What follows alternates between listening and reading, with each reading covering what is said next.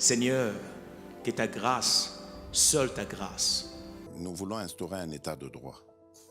Et dans un état de droit, il y a une justice indépendante. Ce n'est pas à l'individu Félix Tshisekedi de commencer à faire justice.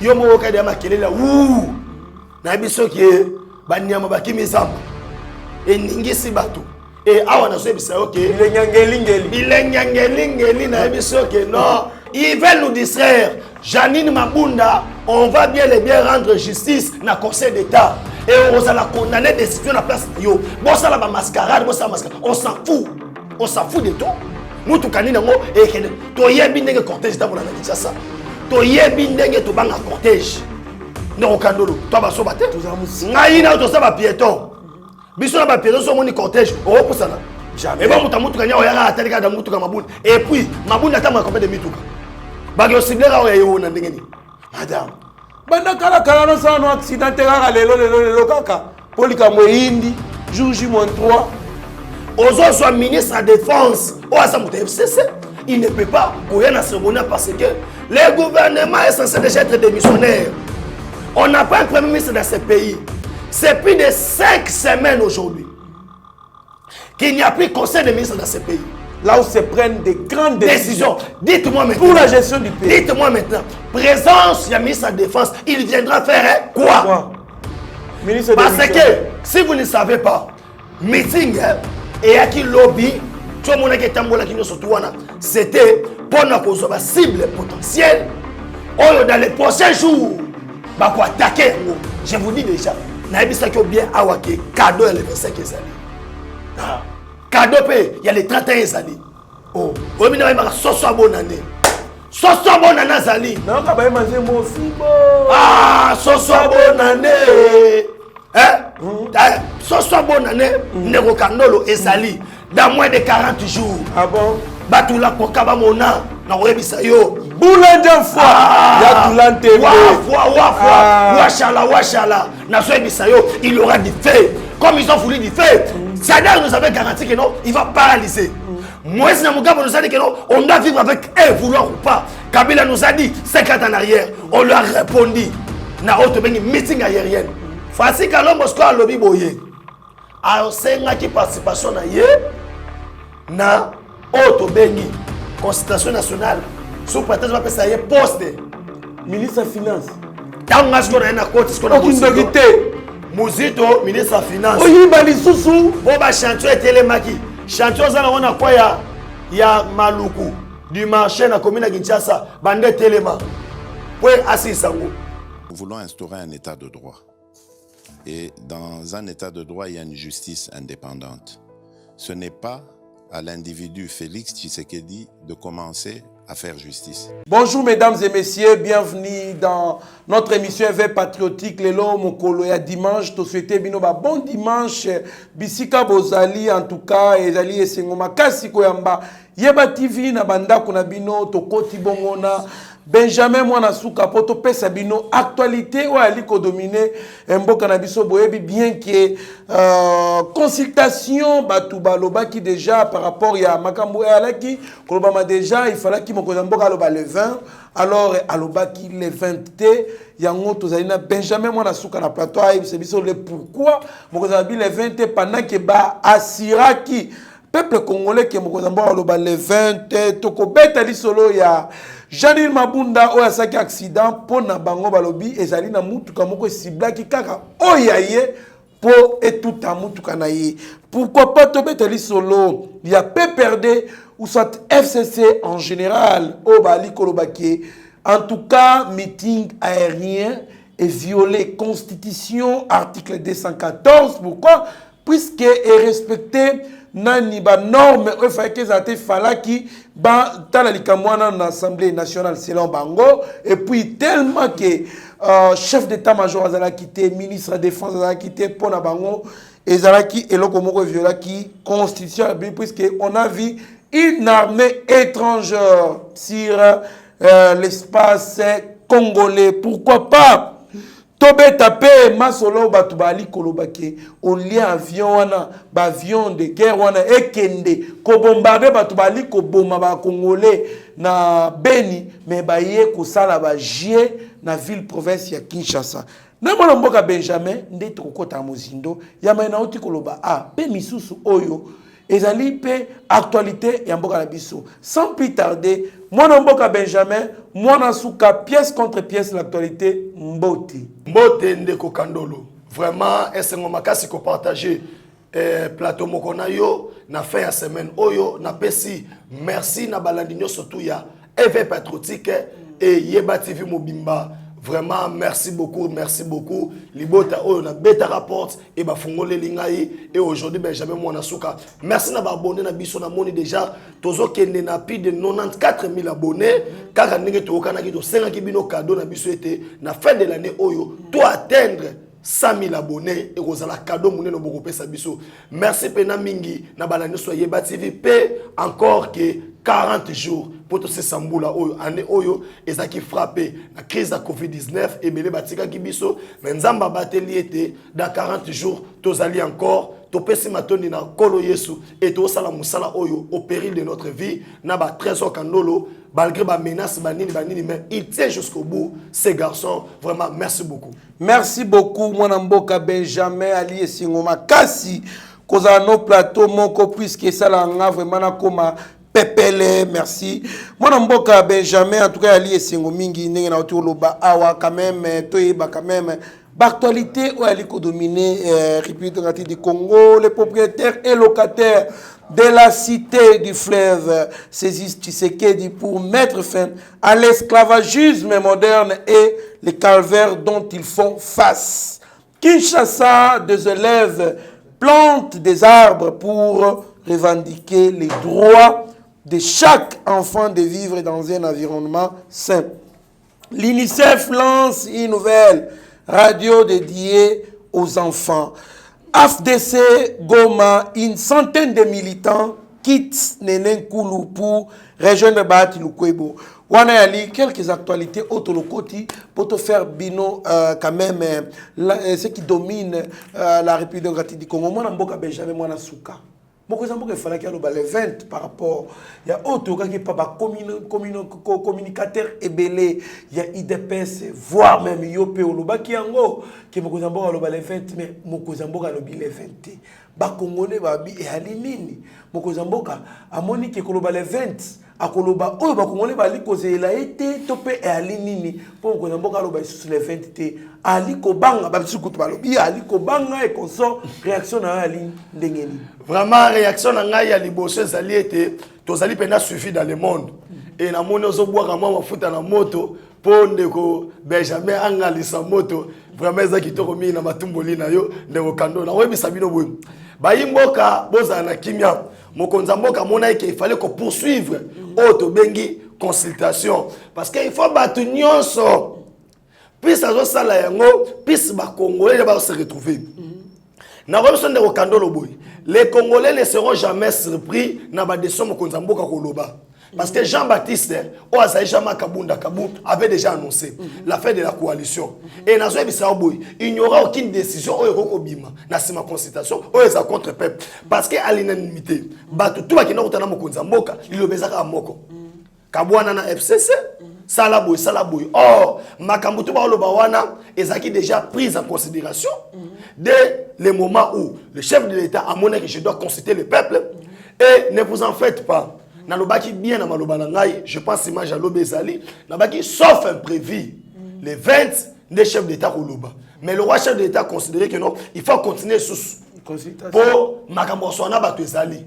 Batiango entre jeudi et mercredi la semaine prochaine, soyez en rassurés que cadeau Noël ezali. cadeau pe ya bonne année ezali. Ah bon? Oyo ba offrir na peuple congolais o azali éparpillé dans le monde. Yo mo ka dia makelela wu. Na biso ke ba nyama ba kimizamba. E ningisi bato. Et awa na so bisa OK. Bilenyangelingeli na biso ke non. Ngelingi taka ta to bana mike o lati la mangelingeli. Ta sko zo le kasko ba ninga no to zo beta bo minda. Ba tena zo bazo ko ba la ndona sima. Et là qui bongo tous les Congolais basali d'accord et na so bisa il n'y aura pas de décision. O ko décevoir peuple congolais. Au moins chef de l'État a ce phénomène. Quand ndinga telema ke cycle park bokeni na Angola boya na victoire. Ndenge pe ba Congolais ba dit que non avec Fachi ça va. Et tozo zela kala mingi te boza na kimia. Papa zola mbela biso bo elo mwa kitoko. O biso no surtout to lia et te recepela. Boza na kimia ba imboka. Vraiment to kosaki binote to baki sauf imprévu. Le chef de l'État en a décidé autrement à l'obia continuer consultation. L'obia mbaki ba chroniqueur ya musique et tout qu'on sort azokoba. Quel nous réserve journée à lelo, journée à lobby ezali koya boza na kimia. Le chef de l'État va s'adresser à la nation. Merci beaucoup mwana mboka ali esengo makasi. Il faut qu'on y ait à travers ma consultation, mon cousin Boga découvrir ma cambo belé. C'est ça. Ce qui consultation, tel n'a pas n'engagé Shadari, n'a pas n'engagé pas 400 Angola, ba kei ba peseteni. Ya Congo et bimisaka pétrole na Angola pour pas y ba na courant vexé mon cousin Boga. Tout le monde est bangoté. Na consultation de ma cambo na yebani.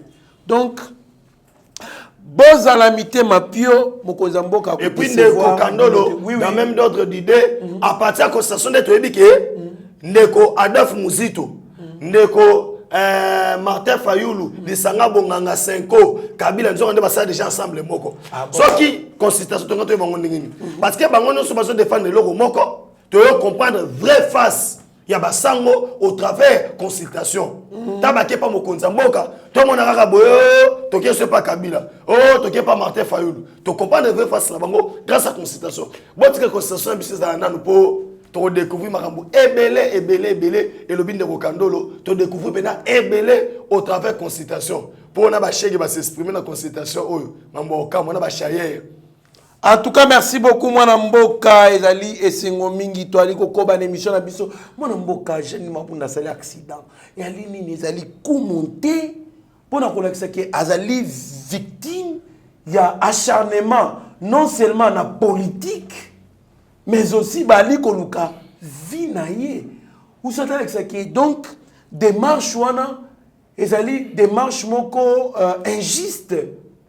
Comment se fait-il que cortège ali koleka mutuka selon bato bazaki na na cortège mutuka ye tuti kaka mutuka oya zalaki bakene l'hôpital mais ali na moi ba malaise réaction ya ndeni réaction nga liboso ndeko Kandolo on n'est pas des gamins il faut pas nous importuner tina point wana to baso baté so accident te na biso boye ndeko Kandolo o toza l'état ba blague wana ba théâtre il y a que non katumba moi qui a mati likolo basala accident avion na ba Marcellus Echango na ba matata ponyo 3 jours après matata ponyo normal mutasaki accident avion to baso bate tala au moins kana bisayo mascarade na bango ba blague na bango yebana et bani ke na moment où le peuple congolais a s'attendaka na makambo kitoko il faut ba na ba mascarade et puis nous sabino boy Mabunda eza la bukanaki eza azwaki soki kanini alingaki na conseil d'état wana bazo rendre jugement ata na mettre hôpital. Ah bon Distraire batuté wana eza ba distraction donc c'est le yo accident de l'hôpital c'est l'ongaïté montage eza distraction même si mutukana beto eza distraction nazo biso lelo boye lelo Janine Mabunda bolo bel accident na ye PPRD FCC bana o ba sala accident tangelanga cadre ni FCC ajota la bango mututé à part mokoza mboka yebisa ngai la vie maintenant de Mabunda vaut pi mieux que les kabana nyoso ma Janine Mabunda za congolais spécial hein ba policier awa na nini na fikini o banda basika awa omona ba bakenda c'est de n'importe quoi ngana fanda na bana kolela keno Janine Mabunda suli kam etalinga ta je m'en fous Mais je m'en fous. Non, Non, Ndeko Kandolo. Ça, c'est le fait patriotique. Arrêtons des histoires de n'importe quoi. Mais mon frère, il y a eu 80, il y a eu plus de 20 millions de Congolais qui sont morts. On n'en parle pas pourquoi. Pourquoi nous jeunes, nous avons pris ce risque de parler au péril de notre vie. Combien de gens surtout combien les lois comme système bâti en soi pour soi président parlement debout. Qui en parle? Tu as le sexe, je m'en fous. Et comme ils sont comme là. Donc t'as ce qui Métalingaïté. Moi yo kandeko kandolo. C'est pas moi mon akada souffle de via batou. Si les très haut décident que les lois sont moutouboui, ngana osani. Et surtout moutouroyer. Ils veulent nous distraire. Janine Mabunda, on va bien les bien rendre justice dans le Conseil d'État. Et on va la condamner des situations à la place. Yo, bon ça la mascarade, bon ça mascarade. On s'en fout. On s'en fout de tout. Moutou kanina ngo et to yebi ndenge cortège ta bolana Kinshasa. To yebi ndenge to banga cortège. Ndoko kandolo, to ba so baté. Ngai na to sa ba piéton. Biso na ba piéton so moni cortège, o kusana. Jamais. Et bon, moutou kanya oyara atalika da moutou ka mabunda. Et puis, mabunda ta ma combien de mituka. Ba yo ciblera o yo na ndenge ni. To ba so baté. Bon na ba distraction té. Na moment oyo, les Congolais sont autrement. Quand toi na ngoso zo baté ndoko kandolo, et you les zo eboma eko simba. Donc ils sont tous en balongola ye. Ngana so biso boye. Balongola ye té, mais Congolais zo zela, et you les zo eboma ye. Oh, na ebiso. Mais moi na moninga ba na so yebisa yo boye. Mais moi la moninga est étranger. Na lobi boye. Na oya se comporter comme l'étranger. On s'attend pas à une autre chose. Ba Congolais ba so zela, et you les zo eboma ye. Na ebiso yo boye. Ba poussa ba komona ngo. Na so yebisa OK. Tous ces gens-là, ils vont créer des histoires. Quel était leur plan? Ba créer que non moi malaise, moi ni nabima. Mais na so boye. Tozana ASJ. Tozana diamant. Quoi bima libana mboka? Ah OK té. OK n'était. Tika boy. Et comme à sous prétexte yora na bisao. Na justice attaque ndolo zate. Ba kokende, ba condamné par jugement par défaut. Ato yete. On se comprend. Et aujourd'hui, na biso boye. Ba meka osala ba tala etali bisoté. Nous connaissons le système. Toyebi ndenge salaka. Il a monte de vie na ba. Toyebi ndenge salaka. Gaeta Kakuji. Baboma soit disait pas gardo ba ndeko bongisa munduki na kulwa masase bimi. Toyebi ndenge baboma kabatu. Toyebi ndenge basanga mamoyo nyosto. Nous savons bien le système. Pendant 18 ans, bazong seption na sima. Et on a retenu toutes les leçons. Toyebi ndenge bakosa bat makambo que yo violaki, yo salaki. Toyebi ndenge basanga accident lokuta. Cela veut dire ndeko kandolo, ne vous en faites pas. Il n'y aura rien. Mais les Congolais, tous là, et yo les oye bomaye. Merci beaucoup, mon amboka. Donc, en tout cas, il faut oublier les alibas mascarade. Hein? Madame. Banda kala no sa no accident kaka lelo kaka. Polika mo indi, jour J-3. Il faut ya ko sa accident. Pour l'exemple que non, yo sa victime, il y a acharnement na politique, batouana ya politique, yango ba holanda yo pe ba éliminer physiquement. Botika bakamwana. Quand vous bloquez le destin des Congolais, est-ce que vous pensez à tout ça? Bino boali bateau boali ko bloqué, ba Congolais ba vivre bien. Boali ko entêter ba ministre. Pas faciliter makambouté pour peuple congolais se retrouver. Botika ba jewana. Moi na moninga mawate. Moi na mboka tali okoba na émission na biso meeting aérien le FCC dit que c'est une violation de la Constitution. Va violer la Constitution en son article 214. Il fallait qu'avant l'avion de guerre, il y a Angola et sillonner sur l'espace aérien du Congo. Les Canadiens ont l'Assemblée nationale. Ratifié, il paraît. Traité wana, il y a coopération militaire entre l'Angola et la RDC et bon on va payer cette autorisation pour établir et surtout le fait que chef d'état-major Azala quitté, Premier ministre de la Défense Azala quitté. Babi le président Félix va de violation en violation de la Constitution. Réaction à la ligne. réaction na ngai ezali que c'est de n'importe quoi. Silicaté papa. T'es non silicaté. On s'en tout nangani. Na émission bonde ko kanolo. Oh esa blague. Bani basala. Ah bon? Esa blague bani basala boy. Na moko au Congo. Hein?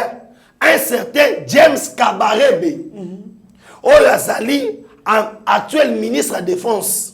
Na Rwanda. Na Rwanda était chef d'état-major général. Na Congo. Na mboka oyo. Laurent Kunda Batware. Officier na armée ya Congo. Actuellement na Rwanda. Bosco Taganda. Ozoba na mboka oyo. Na mboka oyo tokuti ba général Rubakura Banzera. Les Rwandais tout fait. Na mboka oyo un étudiant rwandais venu au Zaïre étudier. Azarias Rouberwa Maninga. Ministre congolais. Moïse étudiant rwandais, président étudiant rwandais. Ndeko Kandol tikanga na sisa bango. Moïse Nyamugabo. Rwandais. Na mboka oyo. Hippolyte Kanambe Kazemberere a assumé fonction ya président de la République na mboka Congo. Na mboka o Congo. Deo. Tozalina Francine Muriuma. Burundais. Deo Rugiza pe ko posa. Deo Rugiza. Pona webisa OK. Il voulait quoi? Que le système puisse continuer. Aujourd'hui, ceux qui meeting aérien de Salami, ezako bangisa les pays étrangers ou bien ezako bangisa population locale. Tangela ngai place nini société civile, population batombo qui balobi ke et là on fait ça un côté. En fait maintenant, si le président de la République veut faire un plan pour nakobimisa Congo, pour nakobimisa Congo na auto bengi en prise ya diable. Domination Yaba Rwandais. On doit donner ces plans à l'FCC pour pas bloquer. C'est ça, non? Ils doivent nous dire la vérité. Ils bloquent tout. Hein? Non, ils doivent maintenant, on doit maintenant, notre armée a été bien et bien infiltrée au haut niveau. Envoyé, c'était Delphin Kayimbi, un Rwandais tout fait. Les Rwandais, qui ont contrôle, il y a un renseignement militaire dans le Nyonso. N'a pas évité. Delphin Kayimbi, hein? Général congolais qui meurt, mais enterré au Rwanda. Et les Rwanda Bakaliboso, il y a Kosenge Bembe. Ce qu'on a physionomie Wana. Ozo soit ministre de la Défense, au Asamoute FCC, il ne peut pas courir dans ce bonheur parce que le gouvernement est censé déjà être démissionnaire. On n'a pas un premier ministre dans ce pays.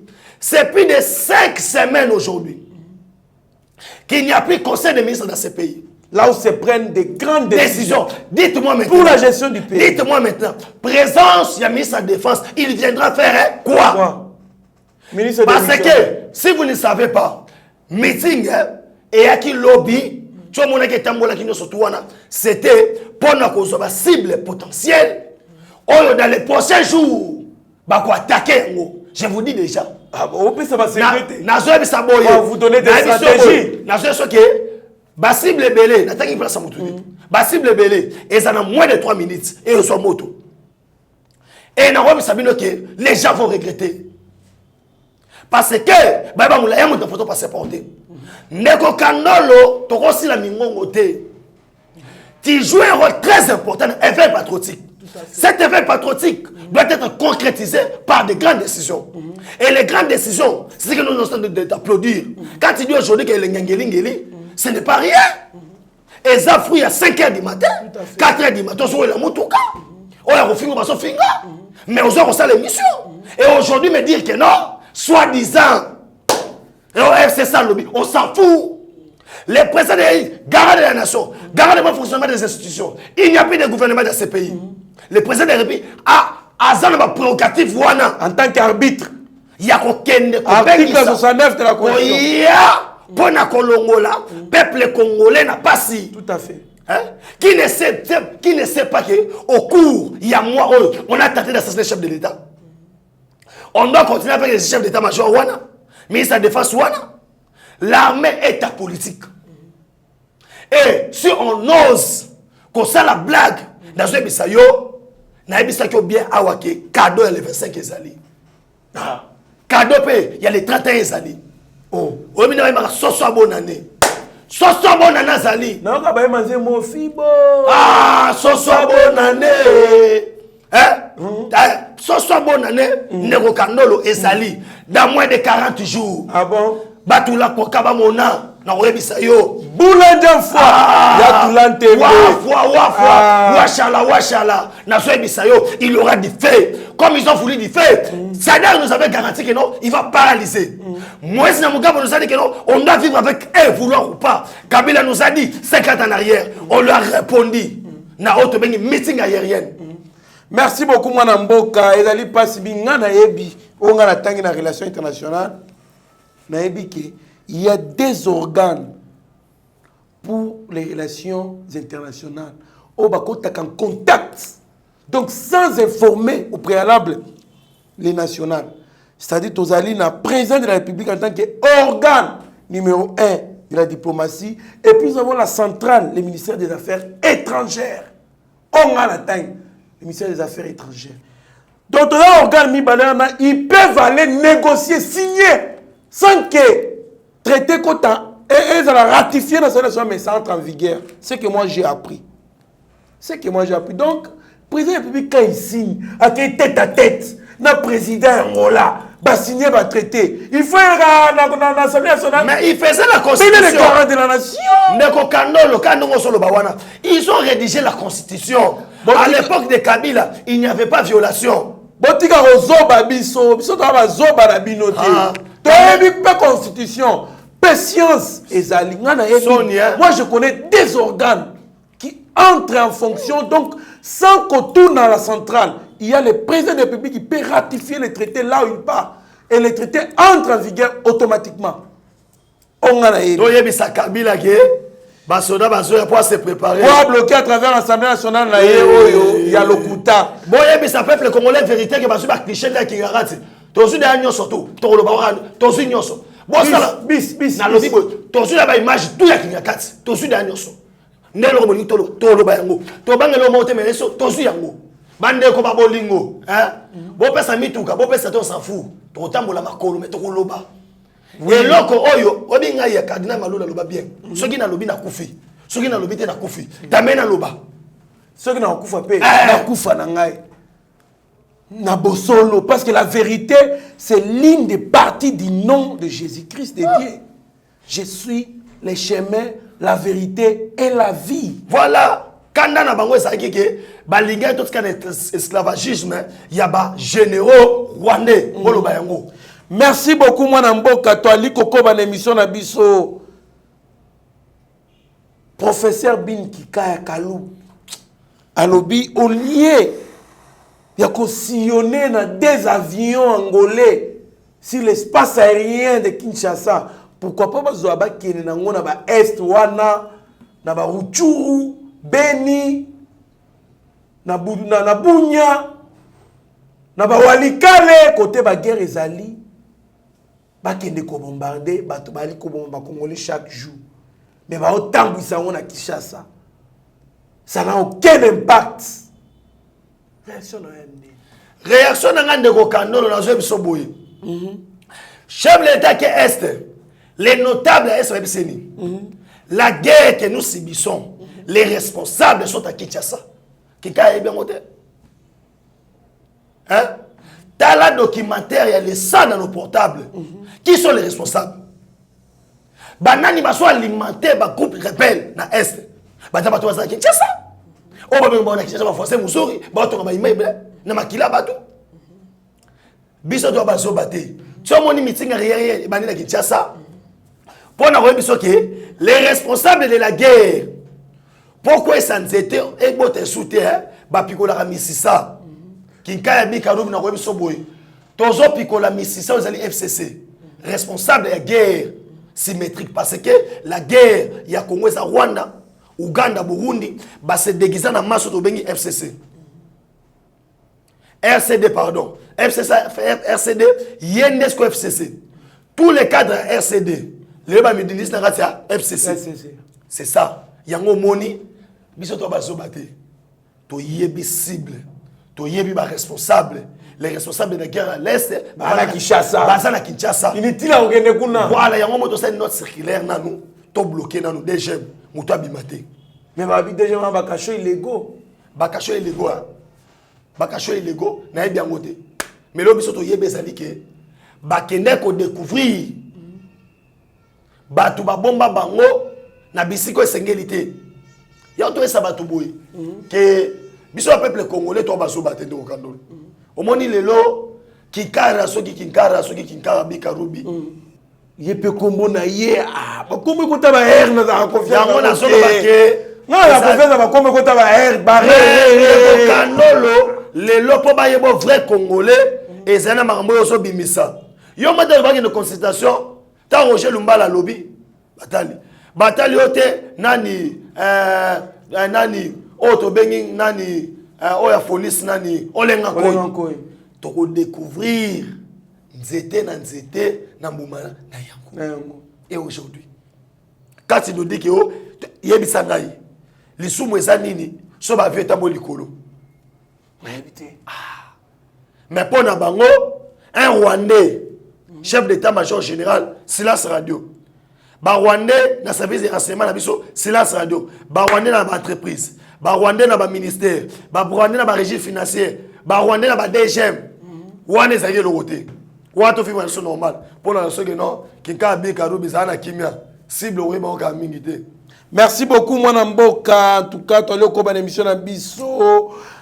Daniel Safou appartient à la consultation à l'objet Tshisekedi a le soutien de tous les Congolais.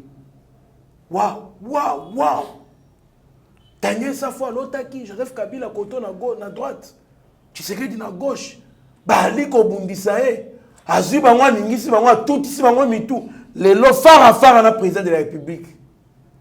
Abimi alobi basona mokonzi mboka pendant 7 minutes. Bayambi na bango tout ba député national sima bayambi yemoko pendant 7 minutes basona mokonzi mboka bango de. Pe abimi libanda abi wana ezali secret d'état. Alobi président Fachi ali na soutien à tous les Congolais. Ah. So kutana président Fachi c'est que obongoli makanisi. Bon, on comprend des vieux karaké. Vrena nga safu ezaboy. Soki nanu ameli baborte. Et ça la raké a raisonné normal. Mais abord oyo eza elo sala ke mabezani. Alex achana bambuma. O babor na so babeta ngo. Babor ni zala clair. Alobi boye. Daniel Safu sona na beli biloko na melakate. Ye mo ka ye place en loba. Ayebi ke sona ameli ngote. Azaka normal. So mona ki ayeke beseki no. Honorable, tu as honorable, honorable, ah, vous savez que honorable de Okandolo. Vous avez bien monsieur Zarabat, monsieur Soua, t'as su profiter sur Pendeni. Yo pena ba chopenda débat na saf. Saf le kionani. Ou honorable, vous t'as collé mon bilamba. Hein? Ah bon le makasi poani. Ah bon? Pour comprendre les lots. Et puis, bah, obligé quelque chose, nous coûtons un chef de l'État, comme la tête, bilo comme la kawana. Pour se remélier, alors, au samboué. Bilo. On a la ligne. Na biso bilo comme la kaba sali va tchena papier ba lingi. Mais yes quoi ça kama bepo achaka na bambuma. Oh ba ya na biso wana na nganda balongola kamo bambuma. Donc ceux qui au mélange ça qu'on la bambuma et puis sa réaction fadé. Kasiko, ya mutombo bina papa. Mais tu comprends l'état lobby, tous les Congolais sont derrière le président Fachi. Mais pourquoi? Ce sont des opportunistes. Et ça, Oyo, Bazabangembo. Il fait ça, il veut jouer avec le peuple congolais par rapport à l'électorat. Il va se éviter. Ngembo apumbaka lokola mupepe. Ah, yewana. Ngembo apumbaka lokola mupepe. Timela. Opération Timbelae. Donc, tu as poussé à l'élection, tu as gaz. Voilà, tosonga. Mboula Njanfoa. Voilà. Yatulan Tembe. Voilà. Ah. Mboula Njanfoa. Yatulan Tembe. Tokoye bana. Tokoye bana. 2023 biso tout au chamitu. Toko talasko. Mwana mboka. Et Ali Passi Mingi, tu allé au Koban émission Nabiso, l'ambassadeur du pays, entre parenthèses, Suède, dont l'un des experts était ressortissant, expert, il y a la Nations Unies au Baboma, dit attendre de cette procédure judiciaire que toutes les preuves soient présentées et que les coupables soient reconnus.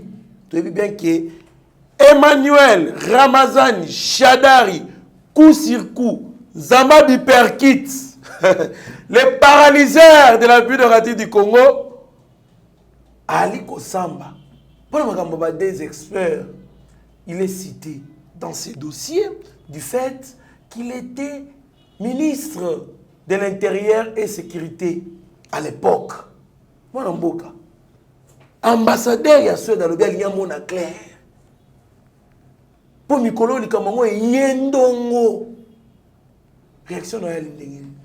Réaction à l'Indégué, Boye. Ndeko Kandolo. Histoire, bako sarangote. Yebake, crime parfait et raté. Et l'assassin revient toujours au lieu du crime. Soit de Zoyo Kawana, baza parmi Batu Oyo, Basutena était ce que du Wamulu Mamakas. Oui, le premier donneur. Voilà. Autre bengi Zalina Catalan Wana, Aza ici, il y a famille Moko très riche. C'est l'information dans la investigation. Famille n'a pas ça une affaire, il y a 2 ou 3% na budget à Suède. Babotaka mwana moko.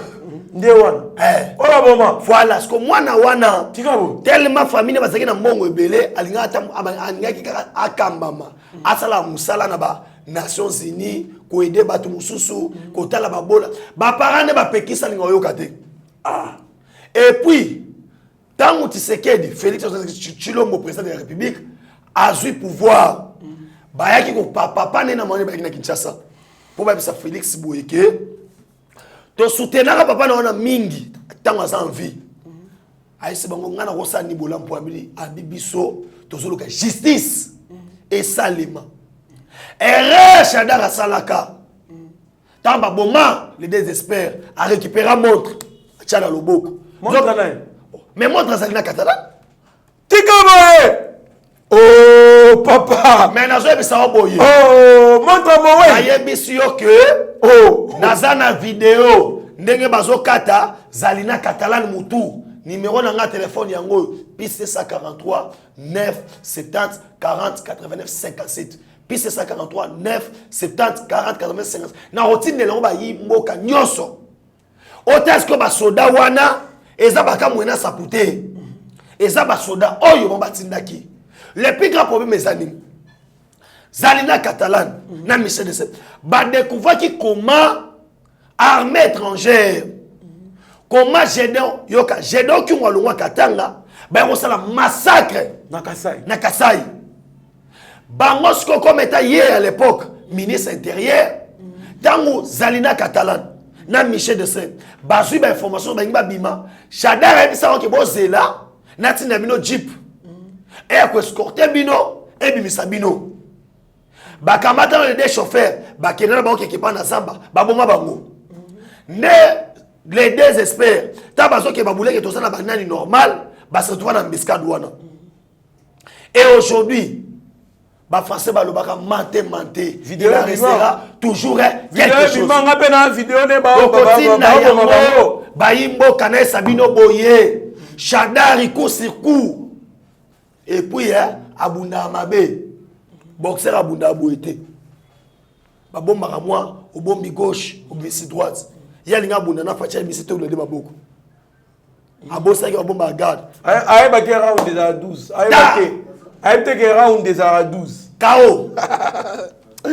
Et Ali Passi Mingi, la justice doit faire son travail. Nous voulons une justice pour tous. Bandeko wana, Suédois wana, na américaine. Voilà. Bali, bandeko na biso, bali, ba email au la biso. Il faut que la justice fasse son travail. Tout le monde a bateau qui coupable dans le dossier wana, bakangama. Pourquoi pas même les exécuter? Si c'est possible.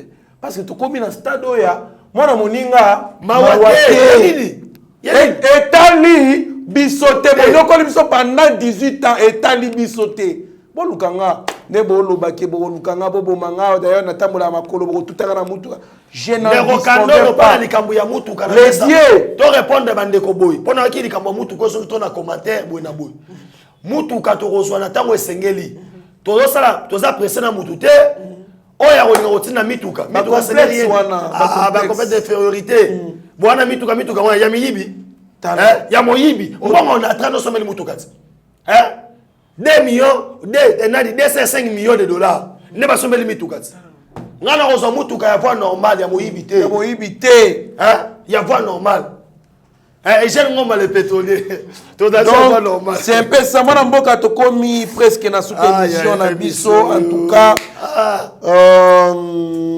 Toali Kokoba, mais na kosuki ça, na question moko plutôt. Na baki Toali Kokoba, mais tu comme presque na souka vraiment. Francis Kalombo a réagi face à propos d'Adolphe Muzito. Yo moko yebi maloba lobi. Réaction na lindi. Réaction na ngai ezali boye de Okandolo. Politique ya lokoso efutaka te. Muzito azolo balelo chef aboma yango. Muzito oloba wana. Ya mtu ko auditer kalate. Voilà. Pour ayiba atonga asala boye. Et au sein la muka, tu ebaki ke numéro 1 sponsor Moïse Katumbi. Ye Muzito aswesaki nanu Martin Fayulu tamba utipoto mo kabila pesa ya suka bakabola ki bien 3 millions au moins ka comment ko séparer siko lelo il faut une consultation nationale azo obligé ba chez ministre finance na moyibi wapi voilà le bon Francis Kalombo sko alobi boye a senga ki participation na ye na auto bengi consultation nationale sous prétexte ba pesa ye poste ministre des Finances. Tanga skona na cote skona Muzito ministre des Finances. Oyi bali susu po ba chantier telemaki. Chantier za na kwa ya Maluku du marché na commune Kinshasa bande telema. Po asisango. Tonanda to yamba kulutu Mike Mkeba lobi akoya na ye. Akokoya te ndenge ni. Akoya na ye. Kenena acha mbongo yonso na biako. Akoya na ye. Ndeko Kandolo, on n'a pas de politiciens, on a des matérialistes. Les opportunistes, les gens qui sont là, manipuler la population pour y avoir dans la famille. Azwa qui premier ministre, au sein il y a pas le de Basalaboui. Quand il y a une famille de Banginda. Ce qui va y aller, Beko. Bon, ça pour justice. Umukama.